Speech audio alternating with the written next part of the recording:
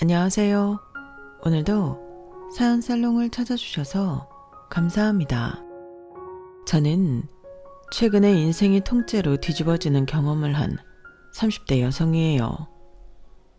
여기 사연 살롱의 애청자이기도 하죠. 항상 사연 살롱의 사연들을 듣다 보면 다들 가슴에 깊게 박힌 사연들이 하나씩 있는 것 같더라고요. 저도 얼마 전에 그런 일을 겪게 되어서 평소 즐겨 듣던 여기 사연 살롱에 제 이야기를 해보고 싶다는 생각이 들었답니다. 아마 많은 분들이 공감해 주시고 유래해 주시지 않을까 하는 기대가 있어서 그런 생각이 들었나 봅니다. 부족한 글솜씨지만 부디 끝까지 잘 들어주시길 바랍니다. 저는 사실 한쪽 귀가 들리지 않는 청각 장애인이에요. 항상 초코송이 같은 머리를 고수해왔기 때문에 지나치는 사람들은 잘 모르시겠지만 머리를 들춰보면 그 안에 감춰진 큰 상처가 있답니다.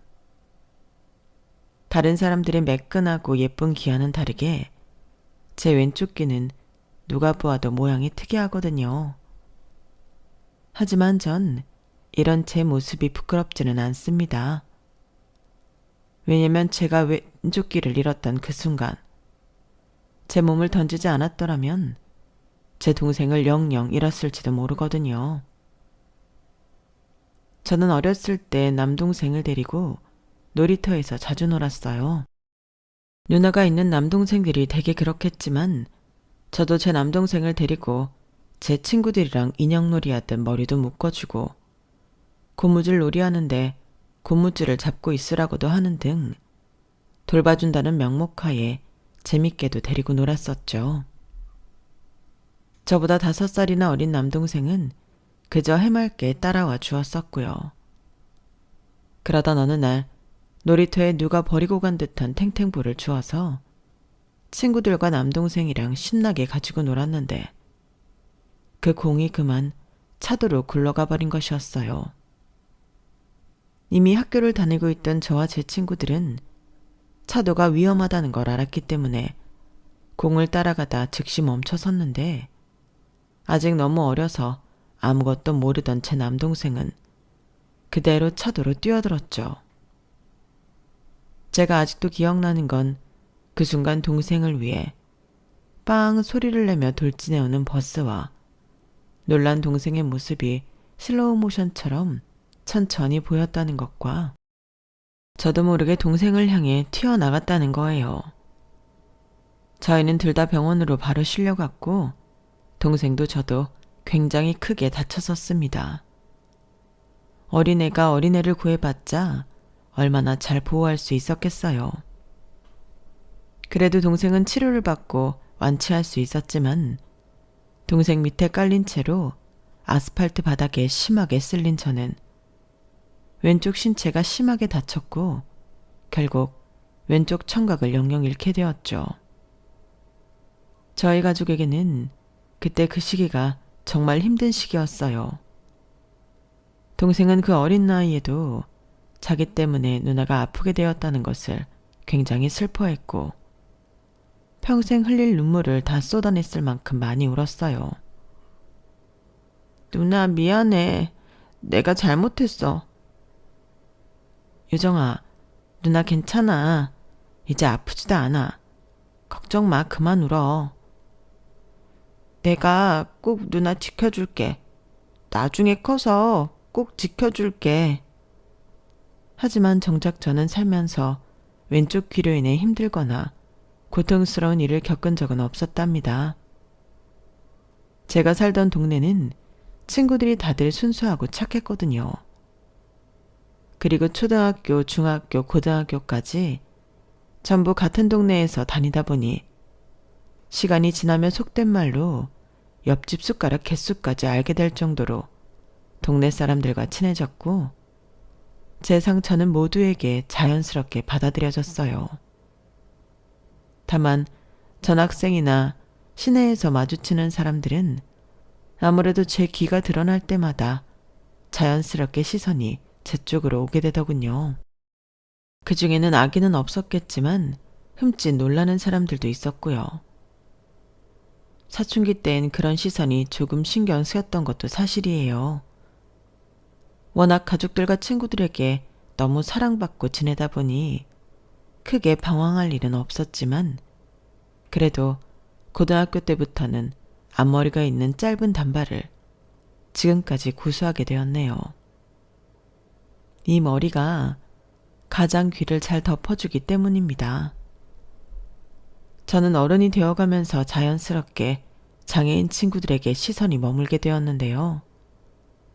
저는 사실 거의 평범한 사람의 축에 속했는데 세상에는 저랑은 비교도 안 될 만큼 힘든 삶을 살아가는 장애인 친구들이 너무나 많더군요. 그런 친구들을 보며 저는 그들을 도울 수 있는 쪽으로 진로를 결정하게 되었어요. 전공도 그쪽으로 선택했고 대학을 졸업한 이후로 지금까지 복지관에서 일하게 되었죠. 현실은 제 환상과는 확연히 다른 면들이 많았지만 그래도 전 아직까지는 제 선택을 후회해 본 적은 없었네요. 이 일도 하다 보면 재미있는 점들이 참 많기도 하고요. 그렇게 일에 집중하며 살아가던 어느 날 저는 한 남자를 만나게 되었어요. 그 남자는 변호사였는데 사회적 약자들을 위해 힘쓰는 사람이었죠. 요즘 시대에 보기 드문 사람이라는 생각에 처음부터 호의를 느꼈지만 처음부터 이성적인 호감이 있었던 것은 아니었어요. 하지만 그 남자는 저와는 생각이 달랐나 봅니다. 너무성 몇 번 만나다가 일이 다 마무리가 되던 날 저에게 수줍게 고백을 해오더군요. 그리고 그날 이후로 저희는 연인 사이가 되었답니다. 세상에, 너무 축하의 기집애 좋겠다. 혼자 솔로 탈출해서 결혼까지 할 거야? 얘 무슨 소리 하니? 만난 지 3달밖에 안 됐는데 무슨 결혼이야. 아니 근데 누가 봐도 천생연분이잖아. 인권 변호사랑 사회복지사라니. 은지 말대로 그냥 결혼해. 아우 니네 진짜. 잠깐만 전화 왔어. 나 통화 좀 하고 올게. 어머 만난 지 3달밖에 안 됐는데 벌써부터 남편한테 전화가 다 오고. 아우 그만하라니까. 친구들만 그런 게 아니라 주변 사람들 모두가 저희의 만남을 예쁘게 봐주었고 잘 어울리는 한 쌍이라며 축복해 주었어요. 다른 사람들의 말에 저는 매번 너스레를 떨며 아예 아니에요 라고 손사래를 쳤지만 솔직히 저도 내심 그런 생각이 들기는 했답니다.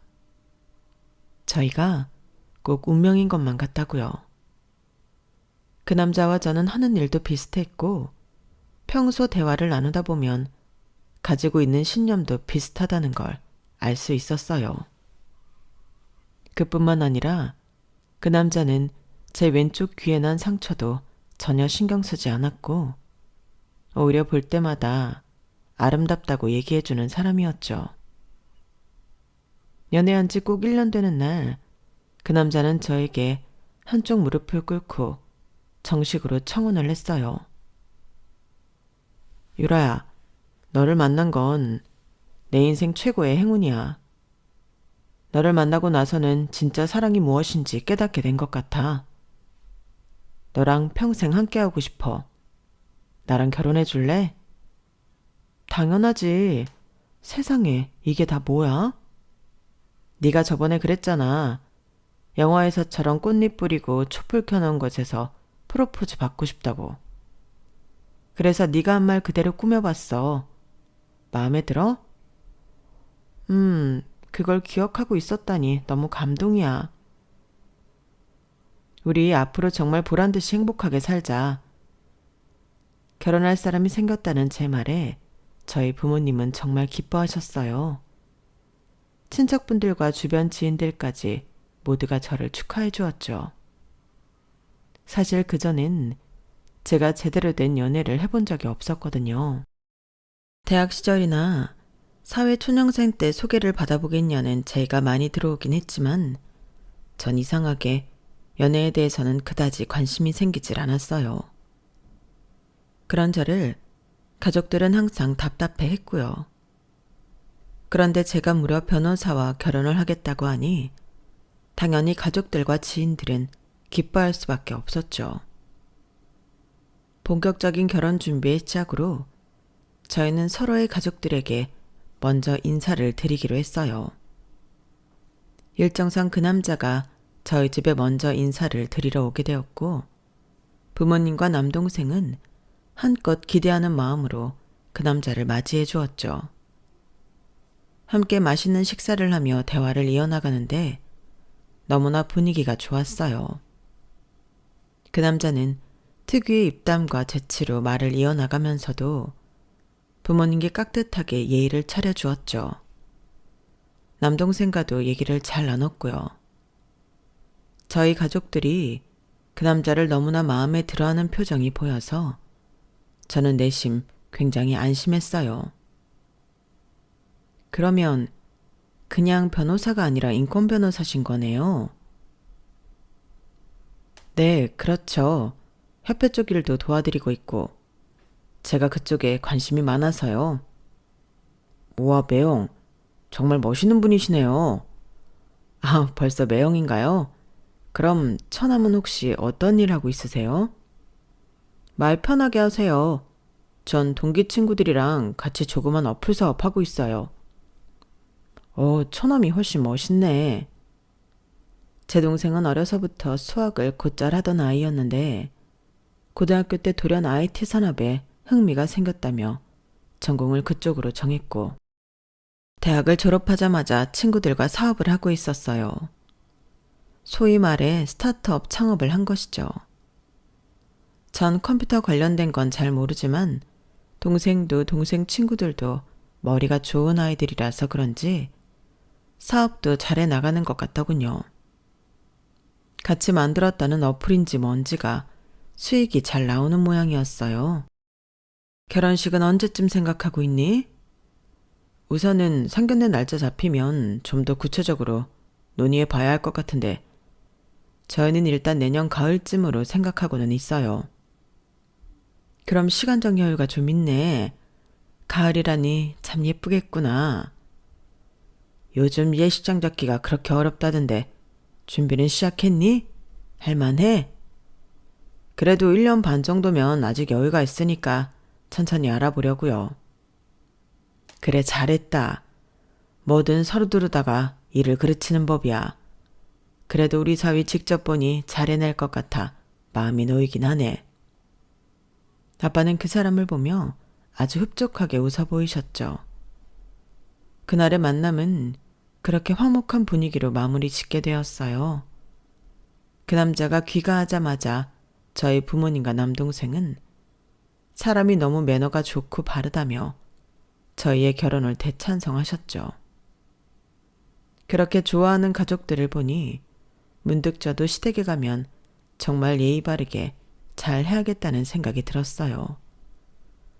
저는 당연히 이 다음 순서는 제가 시댁 식구들께 인사를 드리러 가는 것일 줄 알았거든요. 하지만 제 예상과는 다르게 예비 남편은 전혀 생각지도 못했던 자리를 가자고 하더군요. 그 전에 이번 주말에는 내가 가기로 한 자선 행사가 있어서 거길 가야 할 것 같아. 당신도 같이 갈래? 내가? 내가 그런 곳에 가도 되는 거야? 그럼. 거기 부부 동반으로 많이들 오는 곳이야. 그날은 구청장님도 오시니까 같이 얼굴 비추는 게 좋을 것 같아서 그래. 당신도 중요한 사람들한테 얼굴 도장 많이 찍어 놓으면 앞으로 사회생활할 때 도움이 많이 될 거야. 내가 그런 분들 알아서 굳이 좋을 게 뭐가 있어. 좋은 게 좋은 거니까 같이 갈 거지? 뭐 알았어. 처음엔 예비 남편의 제안이 의아했지만 곧 결혼할 사이에 서로의 지인을 소개하는 것이 이상한 일은 아니니 그럴 수 있겠다고 생각했어요. 저도 예비 남편에게 제 친구들을 한번 소개하기로 약속을 잡기도 했었고요. 그래서 알겠다고 약속을 잡았는데 저는 예비 남편이 말한 자선 행사가 제가 일하면서 종종 보게 되는 그런 비슷한 잦은 행사인 줄로만 알았어요.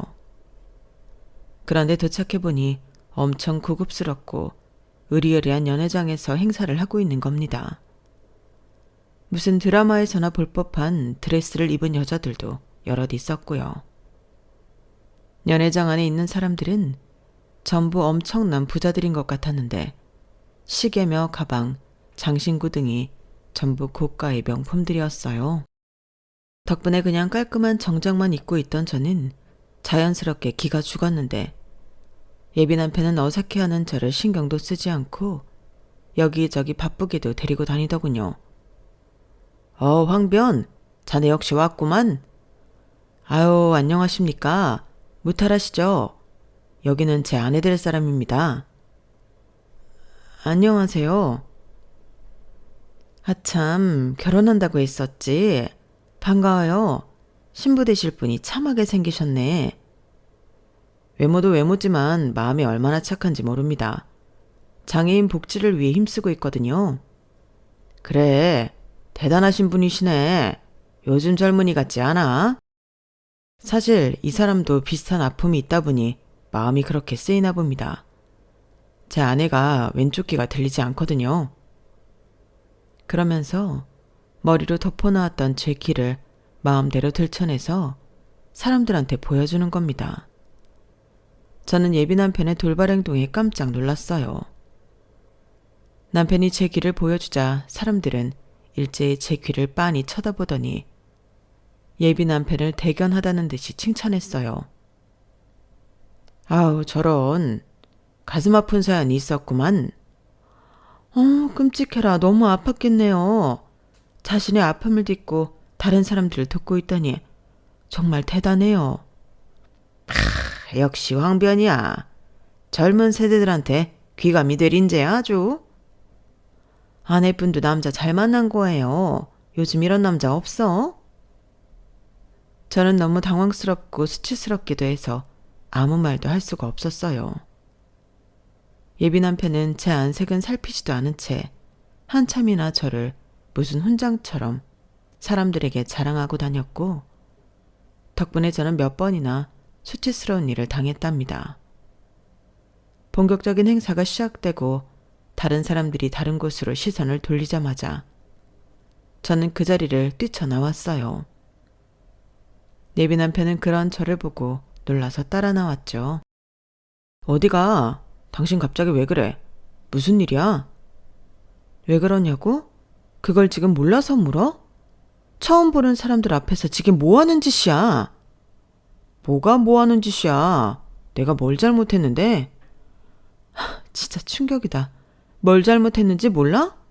남들 앞에서 내 상처가 무슨 훈장이라도 되는 듯이 떠벌리고 다녔잖아. 장애인 인권 어쩌고 하면서 내 상처를 이용해서 정치질을 했잖아 방금. 아니, 내가 없는 얘기했어? 당신 동생을 구하려다 얻은 상처인데 당연히 자랑스러운 거 아니야? 그리고 당신이 장애인 복지를 위해서 힘쓰고 있는 것도 맞잖아. 그걸 왜 이상하게 생각해? 장난해? 지금 당신이 정말 내 자랑을 하고 있었다는 거야? 어떻게든 높은 사람들이랑 말 좀 섞어보겠다고 날 팔아서 대화거리 만들어낸 거 아니야. 애초에 우리가 왜 우리랑 어울리지도 않는 이런 자리에 와서 이러고 있는 거냐고. 난 내 상처 자랑할 생각도 없고 저런 사람들이랑 인맥 만들어야 할 필요성도 못 느끼겠는데 말이야. 그럼 평생 쥐꼬리만한 돈이나 벌면서 복지관에 처박혀만 있을 거야? 뭐라고? 뜻이 있으면 그걸 제대로 펼칠 생각을 해야 할 거 아니야. 그럼 뭐 가난한 사람들 위해 일하면서 평생 같이 가난해질 거야? 내가 나 혼자 잘 살자고 이래? 이제 우리 가족이 되는 건데 같이 잘 되자고 당신 데리고 온 거 아니야. 남편의 말에 충격을 받았던 저는 그대로 그 사람을 뿌리치고 집으로 돌아와 버렸습니다. 예비 남편은 그런 저를 내버려 두고 다시 연회장 안으로 들어가 버리더군요. 그동안 저는 예비 남편이 그저 사회적 약자를 위한 선심만 있는 사람인 줄 알았는데 그게 아니었던 거예요. 그때 처음 알게 되었는데 예비 남편은 틈만 나면 정치인이 되기 위해서 호시탐탐 기회를 노리고 있었어요. 그래서 만나는 사람마다 자신을 굳이 인권 변호사라고 칭하며 적극적으로 어필을 하고 다녔던 거고요. 물론 약자들을 위한 변호를 맡아서 하는 건 사실이지만 그 전에 생각했던 것처럼 순수한 의도를 가지고 하는 것은 아니었죠. 그날 이후 며칠 동안 저는 예비 남편이 제가 알고 있던 사람이 아닌 것 같아 머릿속이 복잡한 채로 지냈습니다. 일에 집중도 안 되고 예비 남편의 연락에 대꾸할 수도 없었죠. 그 남자와의 결혼을 다시 생각하게 되었거든요. 내가 이 남자에 대해 이것 말고 또 모르는 게 있을까 하는 생각도 들었고요. 제가 계속 연락을 안 받자 결국 예비 남편이 회사 앞으로 찾아왔어요. 제가 좋아하는 케이크와 꽃다발을 들고서요. 아직 화 많이 났어? 그날 당신 기분 배려 못해줘서 미안해. 나는 그날 중요한 분들이 많이 오시는 자리라고 해서 더 당신을 데려가고 싶은 욕심이 들었었어. 결혼한다고 하니까 나도 모르게 많이 들떠 있었나 봐. 그 자리에서는 이것저것 신경 쓸 일도 많았고 생각했던 대로 흘러가질 않아서인가. 그래서 내가 잠깐 예민해졌던 것 같아. 내가 미안해. 당신이 예민했던 게 문제가 아니야. 내가 정말 화가 났었던 건 당신이 내 의사도 묻지 않고 내 상처를 여기저기 자랑하고 다닌 거야. 그게 당신한테 그렇게 받아들여질 줄 몰랐어. 정말 미안해.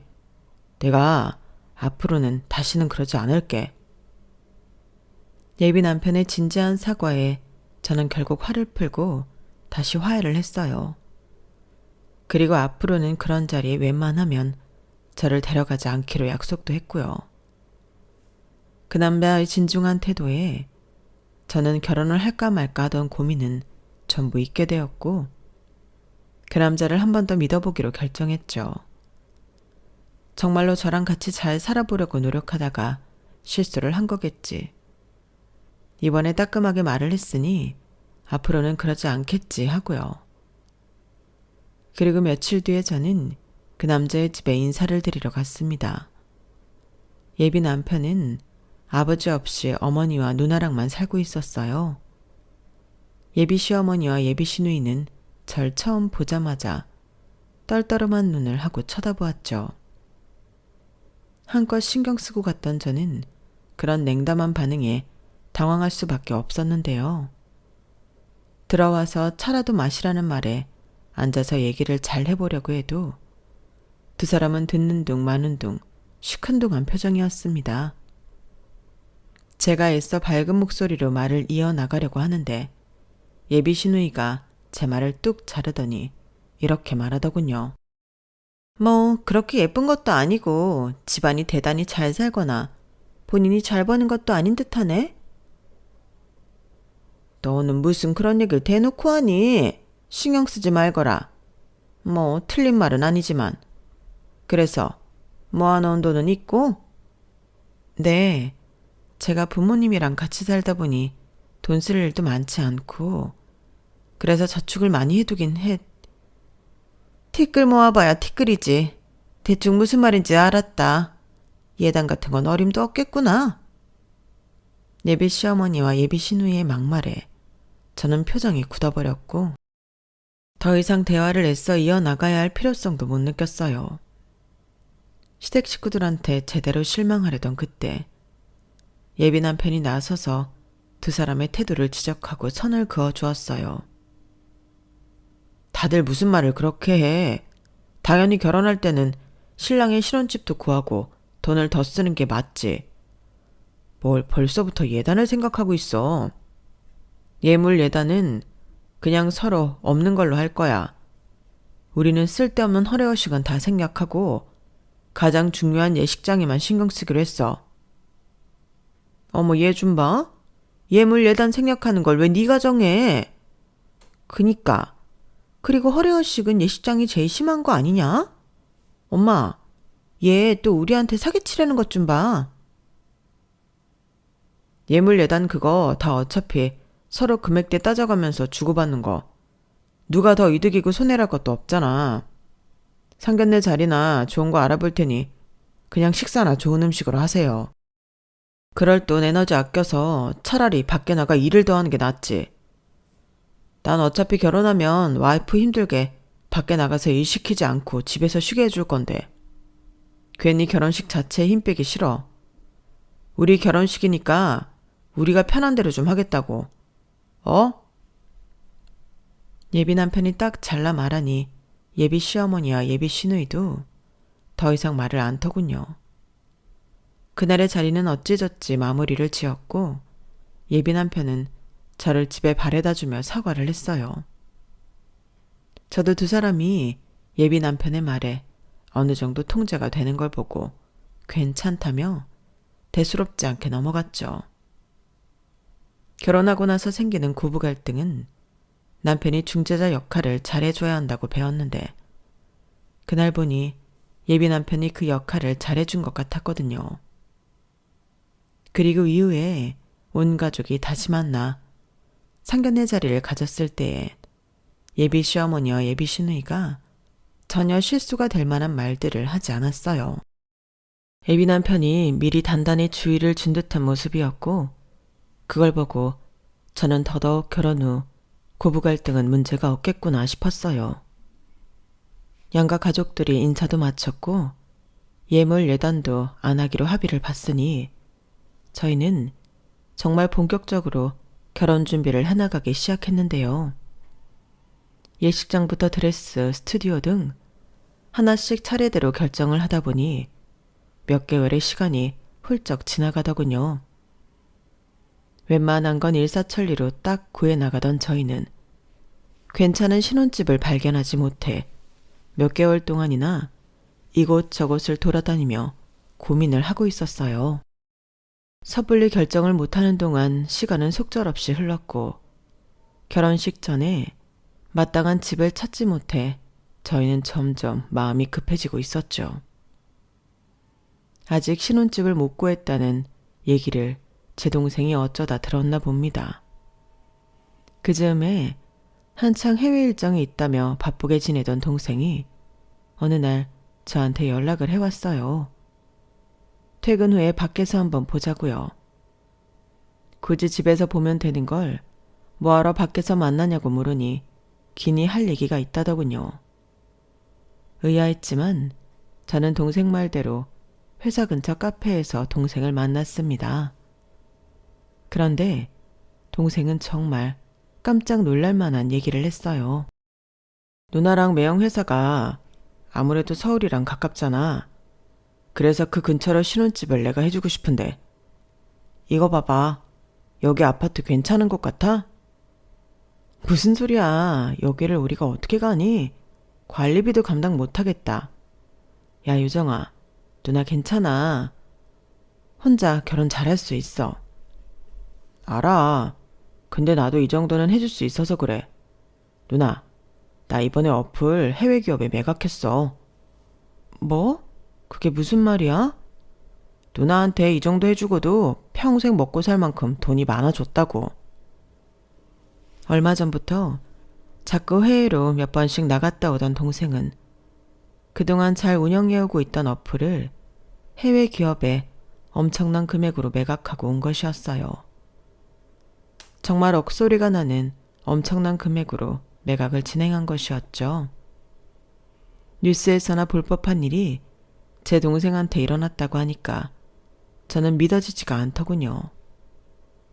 어리 빠진 표정으로 동생을 보자 동생은 웃음을 터뜨리며 말했어요.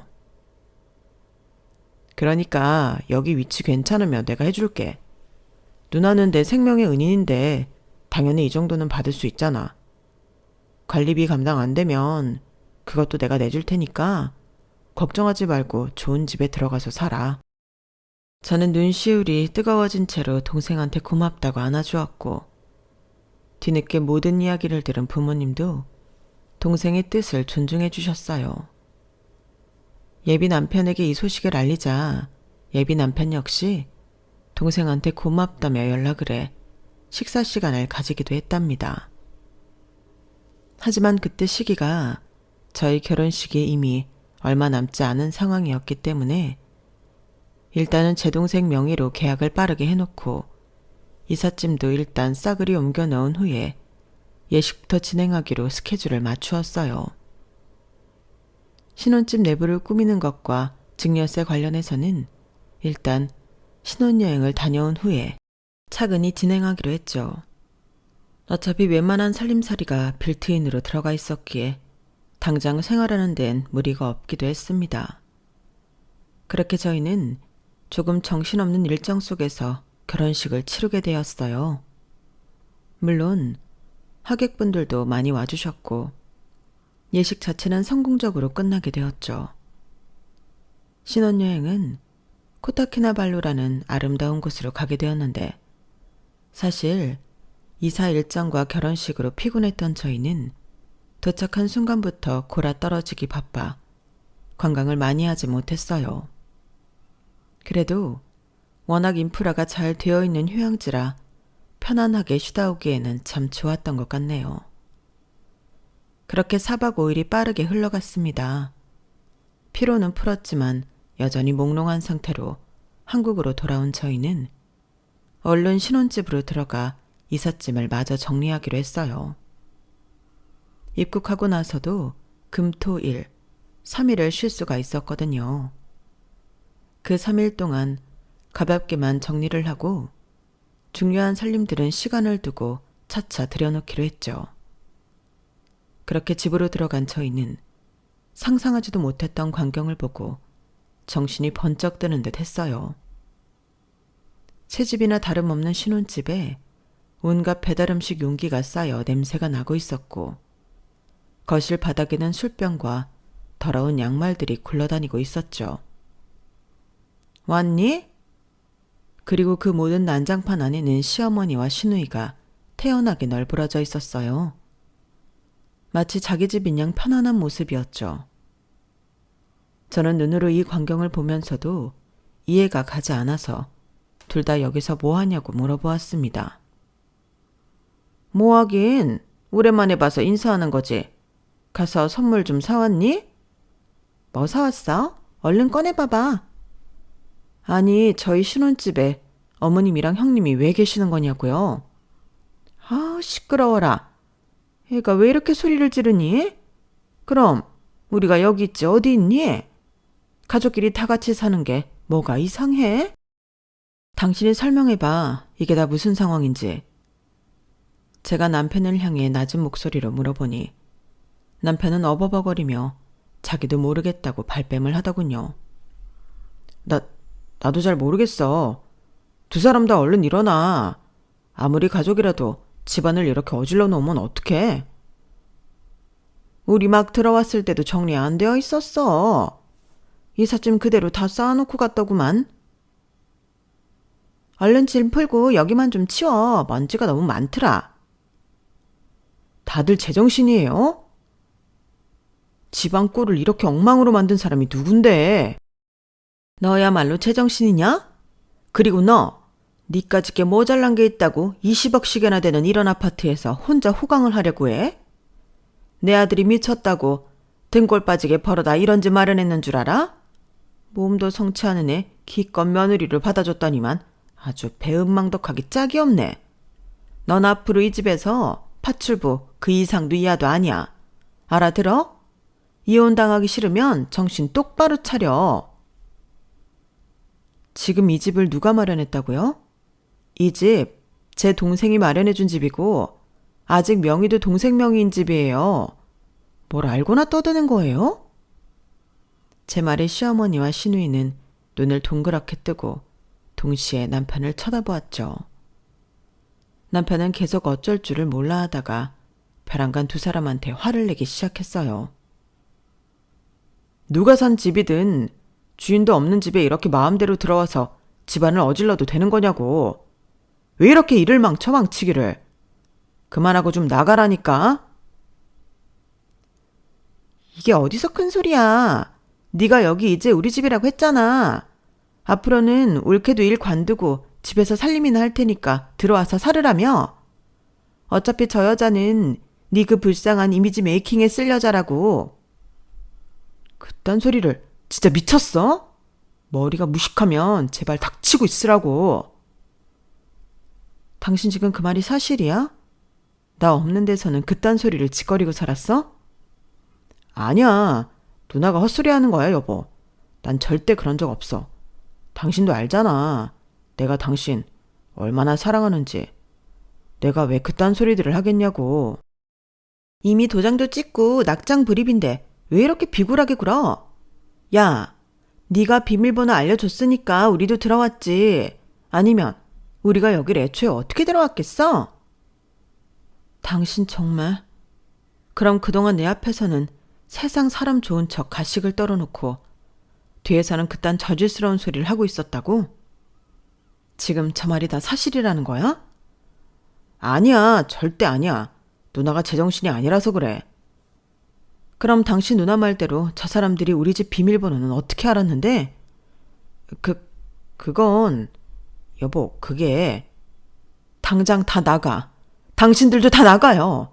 나가라고요. 그때부터 이성을 잃은 저는 시어머니와 시누이가 거실 한켠에 쌓은 짐들을 전부 현관 밖으로 내다 던졌고 남편의 집도 보이는 대로 던져버렸습니다. 그리고 엄마한테 전화를 했어요. 이리로 와서 저를 좀 도와달라고요.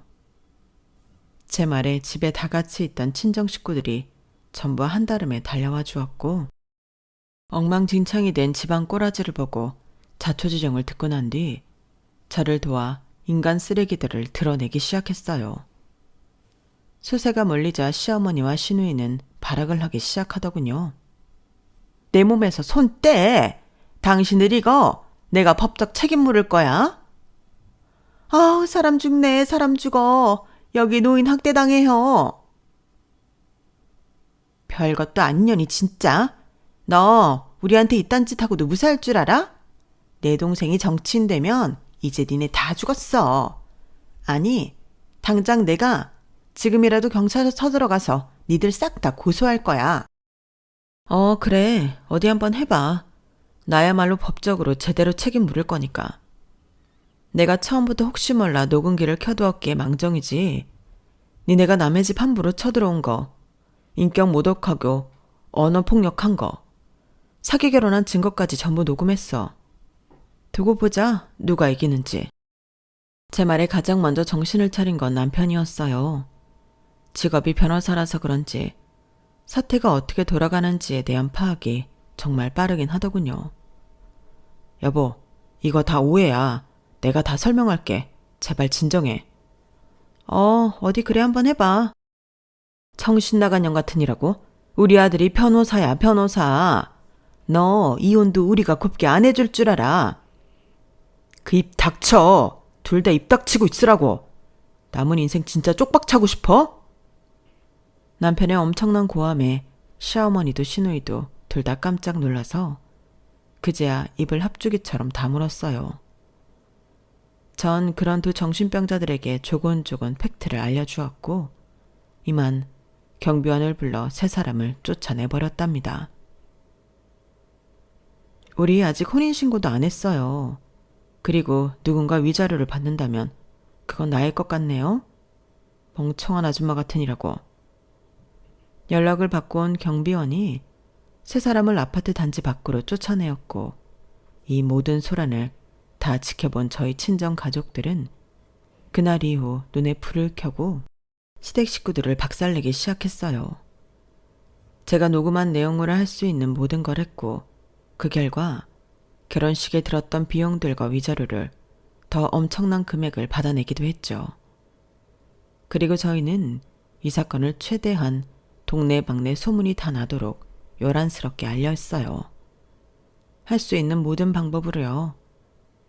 자칭 인권 변호사라 칭하는 남편이 사실은 자기랑 결혼하려던 여자에게 어떻게 대했는지, 그의 가족들은 어떤 사람들인지에 대한 소문이 삽시간에 사방으로 퍼져나가게 되었죠.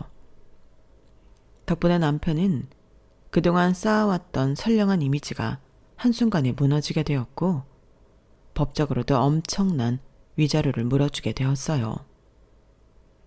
무단으로 제 동생 명의의 집에 들어왔던 시어머니와 시누이 역시 처벌을 피해가기가 어려웠죠. 시댁은 원래 그렇게 부자도 아니었고 그저 평범한 중산층이었는데 법적인 처벌과 위자료 등으로 쑥대밭이 되니 그제야 사태의 심각성을 깨달았나 봅니다. 어느 날 그 두 여자가 저에게 찾아와서 무릎을 꿇고 손이 발이 되도록 싹싹 빌더군요. 얘야, 우리가 잘못했다. 우리가 잘못인 줄 모르고 그런 말들을 했어. 정말 미안하다. 잘못을 뉘우치고 이렇게 반성하마. 제발 이제 그만해다오. 제발 부탁이야 올게. 소송이니 신고니 전부 취소해줘. 응? 내 동생한테도 그만해줘. 이제 아무도 걔한테 사건을 안 맡기려고 하고 주변 사람들한테도 전부 손절당해서 돈줄이 뚝 끊겼어. 그래도 한때 결혼식까지 올렸던 사람인데 너무하는 거 아니야? 제발 그만해줘. 우리가 이렇게 빌게. 이제 그만 우리 좀 용서해줘. 참 뻔뻔하네요. 어떻게 당신들 입에서 용서라는 소리가 먼저 나와요? 당신들은 지금도 하나도 뉘우치고 있질 않아요. 그저 이것저것 손해를 크게 보게 되니까 마음이 급해서 찾아온 거지. 정말로 본인들이 한 행동이 잘못이었다고 생각하지는 않죠? 그러니까 지금도 나한테 용서를 해라 마라 강요하고 있는 거겠죠. 전 아무것도 취소할 생각 없고요. 앞으로 다시는 저한테 찾아오지 마세요. 아시겠어요? 저는 그 사람들이 아무리 잘못했다고 빌고 연락을 해와도 절대 소송을 취하하지 않았고 죗값을 전부 치르게 해주었어요. 정말로 그 사람들이 뉘우치고 있다는 생각이 하나도 들지 않았거든요. 제가 남들에 비해 잘난 건 없지만 그렇다고 특별히 못난 부분도 없었고 한쪽 귀가 안 들리는 것 정도는 그렇게 큰 장애라고 생각하지도 않았는데 그 작은 상처를 누구는 자기 출세에 이용해 먹으려고 하고 누구는 그걸 빌미로 남의 집에 눌러 붙어 살려고 하질 않나. 인간이라면 어떻게 이런 짓을 할 수가 있나요? 약자들에게 하는 태도를 보면 그 사람의 됨됨이를 알 수 있다는데 이미 세 사람 모두 금수만도 못한 존재들이라는 걸 스스로 증명한 꼴이나 다름없었어요. 제 인생에서 그 금수 같은 것들을 싹 치워내고 나니 한동안은 인생이 참 평화롭고 조용해졌어요. 모든 일들이 끝나고 저희는 제 신혼집을 어떻게 할지 한동안 의논했는데요. 남동생의 강력한 주장으로 그 집은 저에게 소유권이 아예 넘어오게 되었어요. 대신 저는 앞으로 또 다른 남자를 만나게 되어 제대로 된 결혼을 하게 된다면 집으로부터 아무런 지원을 받지 않겠다고 못 박아두었고 그 조건으로 아파트를 넘겨받았답니다. 남들은 서로 재산을 더 가지지 못해서 싸운다는데 저희 집안은 서로에게 더 많이 쥐어주겠다고 아웅다웅 하는 모습을 보고 저도 모르게 웃음이 나긴 하더군요. 이렇게 건강한 가족들과 함께라면 저는 지난 결혼으로 인한 상처는 빠르게 회복하고 앞으로 더 성숙하게 삶을 살아갈 수 있을 것 같아요. 시간이 지나 저는 혼자 생활하는 것에 익숙해졌고 주변으로부터 소개팅도 가리지 않고 활발하게 만나고 있어요. 예전에는 연애에 대해서는 완전 쑥맥이었는데 이제는 여러 사람들을 만나보면서 사람 대 사람보다도 이성 대 이성으로 남자를 만나는 것에 조금 익숙해진 것도 같습니다. 평화롭게 지내고 있던 제가 굳이 지금 이렇게 지난 이야기를 털어놓게 된 것은 바로 며칠 전 그때 그 시모와 시누이를 마주쳤기 때문이에요. 주말에 친구들과 영화를 보고 나서 근처 맛집을 찾아 이동하고 있는데 어디서 많이 본 얼굴들이 길거리에 보이더군요. 순간 아는 사람인가 싶어서 빤히 쳐다보았는데 그 사람들이 제 옛날 시모와 시누이였던 것이죠. 번화가 길거리에서 전단지를 뿌리던 그 사람들은 저를 알아보고는 화들짝 놀라더니 둘이 같이 뭉쳐서 뒤편 골목길로 후다닥 사라져 버리더군요. 떵떵거리며 잘 사는 모습을 보아도 기분이 나빴을 테지만 막상 남루한 옷을 입고 전단지를 돌리는 모습을 보니 그것도 그것대로 마음이 편하진 않았어요. 그렇다고 제가 참교육을 시켜준 걸 후회하는 건 아니지만요. 부디 두 사람이 지금이라도 자신들의 잘못을 제대로 뉘우치고 있다면 좋겠네요. 지금까지 저의 긴 이야기를 들어주셔서 감사합니다. 여러분도 저와 같이 상식 밖의 사람들을 만나게 된다면 주저 말고 제대로 따끔한 교훈을 주시기 바래요. 아무리 사람 고쳐 쓰는 거 아니라지만 그래도 어느 정도 응징을 해 주어야 그런 사람들도 본인의 행동을 교정할 생각이라도 하게 되니까요. 그럼 항상 건강하세요. 여러분, 사연 댓글에 응원과 현명한 조언 부탁드려요. 좋아요와 구독은 저에게 큰 힘이 됩니다. 오늘도 좋은 일 가득하세요.